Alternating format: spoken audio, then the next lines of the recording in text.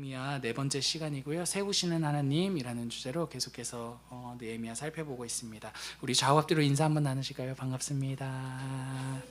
네, 잘 오셨어요, 여러분. 주일도 보고 수요일도 보니까 더 이 친밀함이 높아지는 것 같습니다. 우리 허니도 주일날 일하느라 너무 수고 많았고 잘 왔습니다.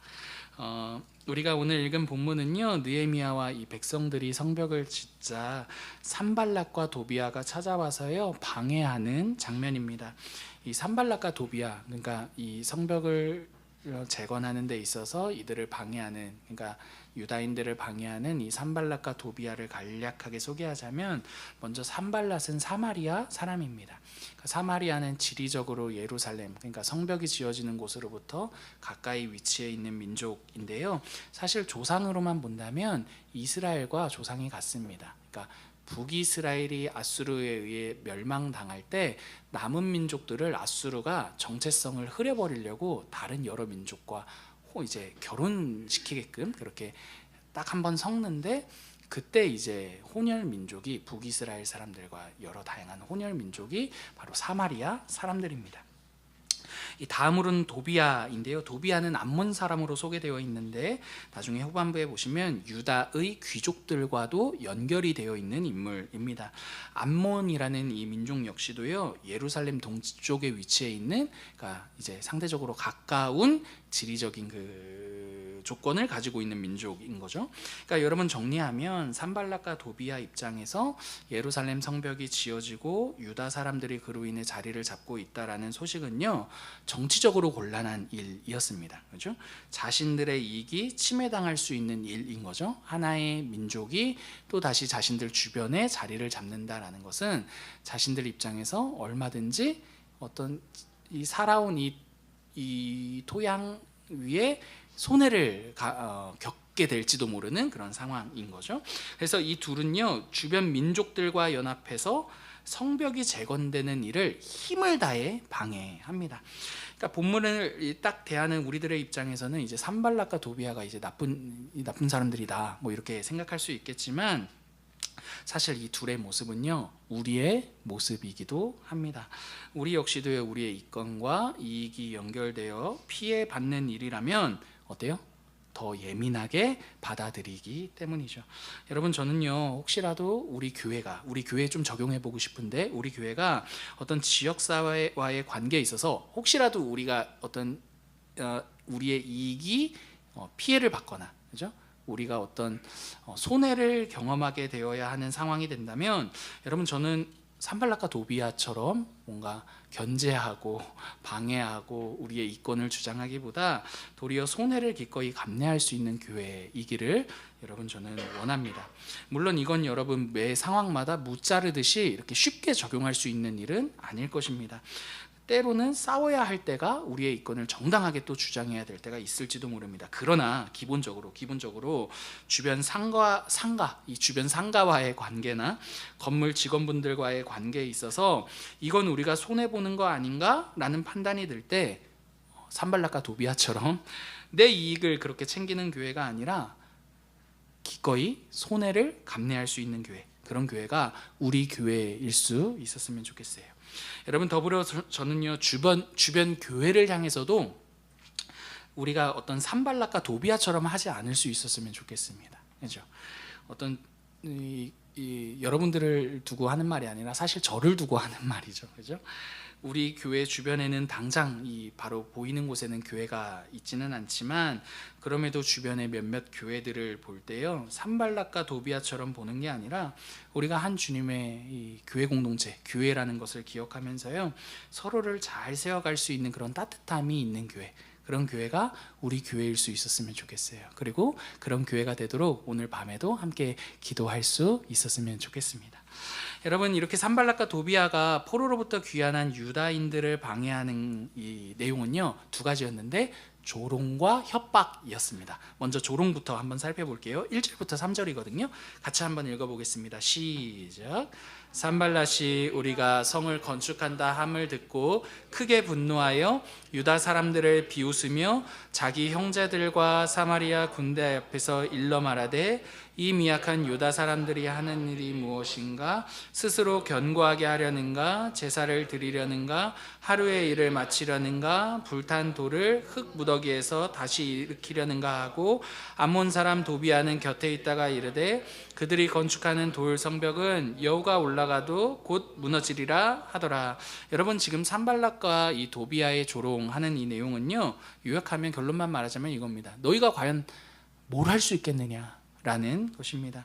너희들이 성전을 재건하고도 이 70년 동안이나 하루 이틀도 아니고 70년 동안이나 성벽을 짓지 못했는데 과연 너희가 한다라고 해서 할 수나 있겠느냐? 설령 너희가 짓는다 하더라도 그 성벽은 여우가 올라가면 무너질 정도로 형편없을 것이다. 너희들이 하는 일은 뻔하고 뻔하다라고 조롱하는 것입니다. 여러분, 이들의 조롱의 핵심적인 내용은 무엇입니까? 유다인들의 지난 그들의 그 과거의 부족함을 끄집어내는 것이죠. 그들의 과거에 기반해서 하는 말입니다. 때문에 어떠한 면에서는요, 그들이 하는 이 조롱은요, 거짓은 아닙니다. 그들의 부족하고 연약한 과거에 기반해서 그 하는 조롱 모두는요, 사실이다라는 것입니다. 그러므로 이들의 말을 들은 유다인들은요, 부정할 수 없었을 것입니다. 실제로 성전을 짓고 지나온 70년간에 성벽을 지은 적이 없고 재건한 적도 없기 때문에 그들은 자신할 수 있는 게 하나도 없었습니다. 부족한 게 사실입니다. 70년간 우리는 뭘 했지? 연약한 게 사실이었습니다. 그 결과가 지금도 짓지 못한 성벽이다라는 것이죠. 때문에 아마도 그들은요, 그 조롱을 들었을 때 이렇게 생각하지 않았을까 싶습니다. 그래, 맞아. 우리가 부족하고 연약했기 때문에 지금도 성벽을 짓지 못한 거야 라고 말이죠. 스스로 자책했을지도 모르겠다라는 것입니다. 사랑하는 성도 여러분, 산발락과 도비아의 조롱은요, 이 당시에만 존재하는 것은 아닙니다. 이 자리에 모인 우리들의 마음속에도 역시나 누구에게나 산발락과 도비아가 살고 있기 때문입니다. 여러분, 우리도 우리의 마음 가운데 산발락이 있습니다. 산발락이 우리를 조롱하지 않습니까? 네가 무슨 하나님의 자녀야 라고 말입니다. 우리 마음에 살고 있는 산발락이 우리의 지난 과거를 끄집어내가지고 우리를 조롱합니다. 새로운 결심을 하고 하나님을 위해 무언가를 하겠다라고 마음먹었을 때 산발락이 우리의 발목을 잡습니다. 이제 와서 새롭게 한다라고 해서 뭐가 좀 될 것 같아? 라고 말이죠. 여러분, 그때마다 우리를 짓누르는 패배감이 엄습하고 우리를 찾아오지 않습니까? 그리고 우리 스스로도 이런 생각을 하게 됩니다. 그래, 맞아. 나는 해도 되지 않아? 되지 않아 라고 말이죠. 물론 강한 결심을 가지고서요, 이를 극복하는 것처럼 보이는 때도 있습니다. 그러나 여러분, 작심삼일이란 말처럼 어느새 다시금 어디로 돌아갑니까? 그래, 역시 나는 해도 되지 않아 라는 그 패배감이 우리를 감싸는 것이죠. 때문에 사랑하는 성도 여러분, 신앙의 여정 가운데 우리를 힘들게 하는 것 많이 있을 수 있지만 우리를 힘들게 하는 것 하나 꼽으라면 가장 힘들게 하는 것 하나 꼽으라면 바로 이러한 패배감이다 라는 것입니다. 패배감이 힘든 이유는요, 여러분, 나의 미래에 대한 기대와 소망을 접게 만들기 때문인 거죠. 어떻게 우리에 대한 기대와 소망을 접게 합니까? 먼저는요, 계속해서 나를 주목하게 만듭니다. 다른 것들을 주목하는 게 아니라 나를 주목하게 만듭니다. 어떠한 나를 주목하게 만듭니까? 기대할 수 없는 나, 그죠? 소망할 수 없는 나, 기대도 없고 소망도 없는 나를 부각시킴으로써 우리를 패배감 아래 사로잡는다라는 것이죠. 그러나 여러분, 오늘 본문을 보니까 느헤미야는요, 이런 패배감에 휩싸이지 않습니다. 느헤미야를 한번 보십시오. 4절인데 느헤미야는요, 여러분, 결론부터 말씀드리자면 자신들의 지난 과거를 주목하지 않습니다. 4절에 이렇게 말합니다. 우리 하나님이여 들으시옵소서. 우리가 업신여김을 당하나이다. 원하건대 그들이 욕하는 것을 그들의 머리에 돌려 노략거리가 되게 하옵소서. 여러분, 느헤미야가 지금 주목하고 있는 건 무엇입니까? 자기 자신과 자신들의 지난 과거가 아니라 무엇입니까? 하나님입니다. 비록 우리가 산발렛에게 업신여김을 당할지라도 하나님 당신은 우리를 업신여기시는 하나님이 아니십니다 라는 게 느헤미야가 주목한 하나님이었다라는 거죠. 사랑하는 성도 여러분, 패배감이 우리를 엄습할 때 우리가 주목해야 하는 거 있습니다. 패배감이 우리를 엄습할 때 우리가 주목해야 하는 건 더 잘해내겠다, 더 잘해야겠다라는 우리 자신의 결심이 아닙니다. 우리 자신이 아닙니다. 그런 결심을 하고 있는 내가 아닙니다. 우리를 업신여기지 아니하시는 그 하나님이 우리가 주목해야 될 대상이다라는 것이죠. 지난 과거의 실수와 실패를 아는 그분이 우리를 업신여기지 않으신다. 그분은 우리의 과거를 가지고 우리를 보시는 분이 아니시다. 지난 과거를 들어 우리에게 결심을 강요하시는 분도 아니시다. 너 전에는 죄 안 짓겠다고 하지 않았냐? 너 전에 약속하지 않았냐? 너 전에 결심하지 않았냐? 근데 지금 이거 뭐 하는 거냐? 여러분, 그렇게 우리를 정죄하거나 판단해서 우리의 결심을 요구받지 않으신다라는 것입니다. 여러분, 이러한 외침들은 모두가 다 우리 마음속에 살고 있는 산발렛이 우리를 향해 하는 말들인 거죠. 우리가 믿는 하나님이 우리를 향해 하시는 말씀은 아니다라는 것입니다. 여러분, 유다인들이 패배감을 딛고 다시금 성벽을 지어 올릴 수 있었던 것은요, 그들을 업신여기지 않으시는 하나님이 그들과 함께 하셨기 때문입니다. 그러므로 사랑하는 성도 여러분, 우리 역시도 넘어져 있는 그 자리에서 우리를 업신여기지 아니하시는 하나님으로 인해 다시금 일어설 수 있었으면 좋겠습니다. 여러분, 하나님께서 우리를 비웃지 않으십니다. 조롱하지 않으십니다. 하나님께서 우리의 삶을 비웃지 않으시고 조롱하지 않으시면 그걸로 충분한 겁니다. 여러분, 우리가 설령 산발랏에게 업신여길 과거를 지녔다 하더라도 그분이 우리를 업신여기지 않으면 그걸로 된 겁니다. 여러분, 하나님을 통해 다시금 일어설 수 있는, 이러한 하나님으로 인해 다시금 일어설 수 있는 저와 여러분 모두가 될 수 있었으면 좋겠습니다. 여러분, 이렇게 산발랏과 도비아의 조롱을 딛고 성벽 건축에 힘을 쓴 유다인들에게 이제는 적의 공격이 다 지나갔더라, 없었더라, 이러면 좋았을 것 같은데 본문을 보니까 전혀 그렇지가 않습니다. 더 큰 공격이 찾아왔습니다. 이게 국룰이죠. 여러분, 우리 신앙의 국룰 아닙니까? 여러분, 우리 신앙의 현실입니다. 우리의 생각 같아서는 우리가 좀 더 힘을 내서 뭔가 했다 하면 상황이 해결되고 행복하게 살았답니다. 여러분, 이렇게 끝나면 참 좋으련만 전혀 그렇지가 않은 거죠. 하지만 여러분, 그렇게 더 큰 공격이 찾아온다 하더라도 여러분 괜찮아요. 왜냐하면 바로 그 자리에서도 신앙인으로, 신자로서 걸어야 할 길이 있기 때문입니다. 여러분, 우리가 걸어가야 할 신앙의 길은요, 다 해결된 상황을 걷는 게 아니라 여전히 문제라고 보이는 환경에 둘러싸여 하나님께서 그럼에도 불구하고 그 한복판에 길을 내시고 걷게 하시는 그 길을 걷는 것입니다. 여러분, 우리는 신자로서 문제가 다 해결되고 그냥 평평대로를 걷는 게 신자의 삶과 걸어야 할 길인 것 같지만 그렇지 않습니다. 문제 한복판에서 길을 내시고 그 길을 걷게 하시는 그 길을 걷는 게 신자의 길이다라는 거죠. 홍해를 건넜던 이스라엘을 보십시오. 주변은 홍해입니다. 근데 그 가운데 홍해를 다 말라 비틀어 버려서 야, 이제 다 마른 땅이다, 건너라, 이러신 게 아니라 여전히 홍해는 존재합니다. 근데 그 한복판에 길을 내심으로써 그 길을 걷게 하시는 것, 여러분, 그 길을 걷는 게 신자가 걸어야 할 길이다라는 거죠. 시편 23편 보십시오. 사망의 음침한 골짜기가 해결됩니까? 아닙니다. 그 한복판에서조차도 푸른 초장을 걷게 하는 것, 푸른 초장을 살게 하시는 게 바로 하나님께서 걷게 하는 길이다라는 것이죠. 여러분, 오늘 본문 속 느헤미야와 백성들도요, 마찬가지 상황이었습니다. 산발랏과 도비아는 더 큰 공격을 가지고서 이 느헤미야와 백성들을 찾아오는데 그게 7절과 8절이죠. 같이 한번 읽어보겠습니다. 산발랏과 시작. 도비아와 아라비아 사람들과 암몬 사람들과 아스돗 사람들이 예루살렘 성이 중수되어 그 허물어진 틈이 메꾸어져 간다함을 듣고 심히 분노하여 다 함께 꾀하기를 예루살렘으로 가서 치고 그곳을 요란하게 하자 하기로. 여러분, 산발랏과 도비아가 하는 일이 무엇입니까? 협박이죠. 이제는 말로 안 되는 거죠. 그러니까 힘을 사용해서 얘들이 성벽 짓는 걸 막아내야겠다라는 겁니다. 그리고 이 소문은요, 유다인들의 귀에 들어가요. 11절인데 제가 읽어드릴게요. 그들이 알지 못하고 보지 못하는 사이에 우리가 그들 가운데 달려들어가서 사륙하여 그들의 그 성벽 짓는 일을 그치게 하리라. 여러분, 무슨 말입니까? 성벽을 짓는 유다인들을 기습해서 죽이겠다라는 것이죠. 조롱이 먹히지 않자 죽이겠다라는 더 큰 공격을 가지고, 협박을 가지고 공격을 하는 게 지금 산발랏과 도비아의 전략이었다라는 거죠. 실제로 이 내용을 알게 된 유다인들은요, 두려움에 휩싸이게 되는데 그 결과가 10절이에요. 보세요. 읽어드릴게요.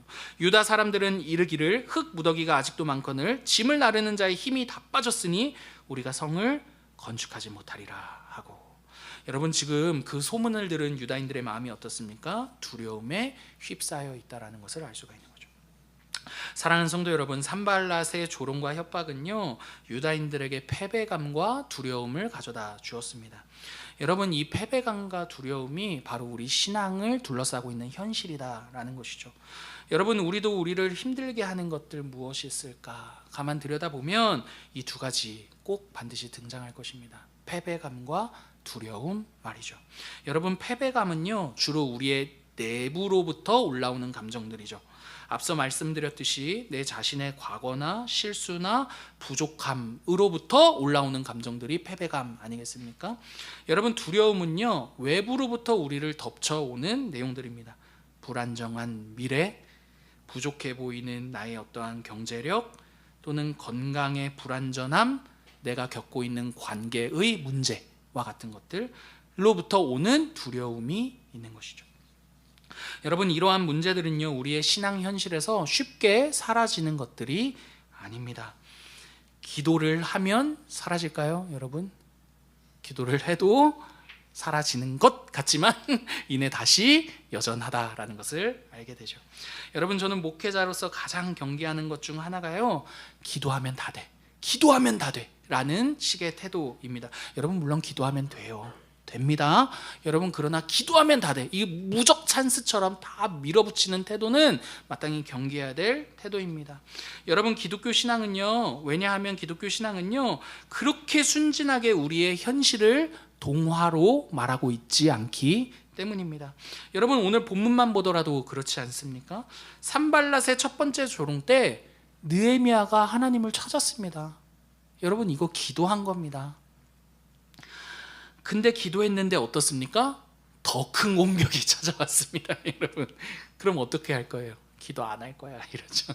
여러분, 기도해도 소용없네. 여러분, 그렇지 않습니다. 근데 느헤미야를 보니까 더 큰 공격이 찾아왔을 때 느헤미야가 또 기도했습니다.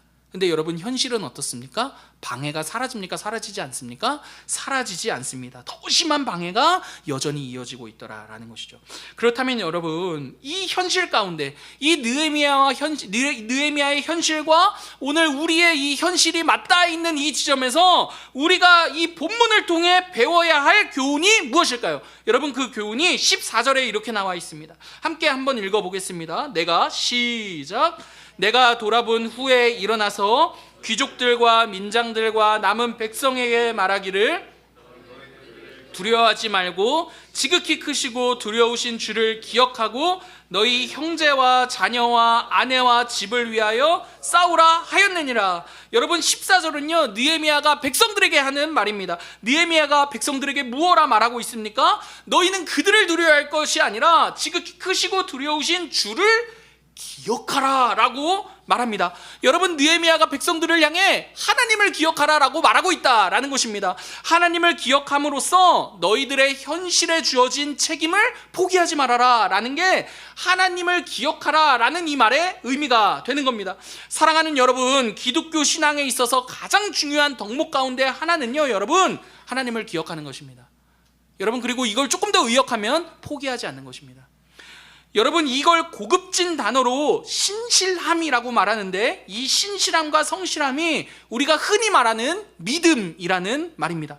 여러분, 믿음 위에 굳게 서라라는 이 말을 풀어서 이야기하면 포기하지 말아라 라는 말입니다.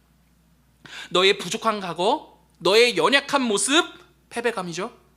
너의 불확실한 미래, 걱정되는 다양한 삶의 현실, 두려움이죠. 그 모든 패배감과 두려움 속에서 신자로 사는 길을 무엇하지 말아라? 포기하지 말아라. 여러분, 그게 하나님을 기억하라 라는 말의 의미가 된다라는 것입니다. 그래서 이어서 뭐라고 더 이어 말합니까? 포기하지 않는 결과로서 어떻게 해라? 너의 형제와 아내와 집을 위해 싸워라. 여러분, 그게 오늘 이어지는 하나님을 기억함으로써 너의 인생에 주어진 역할과 책임을 포기하지 않아야 되고, 그럼으로써 형제와 아내와 집을 위해 싸우라라고 말하는 느헤미야의 의미가 되는 것이죠.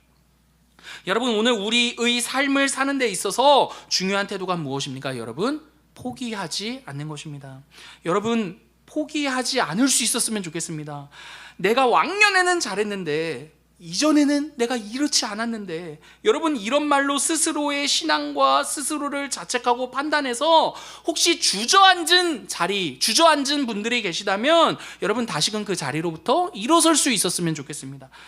내가 잘하는 것보다 중요한 것, 여러분 신앙의 여정을 걸을 때 내가 잘하는 것보다 중요한 건 여러분 포기하지 않는 것입니다.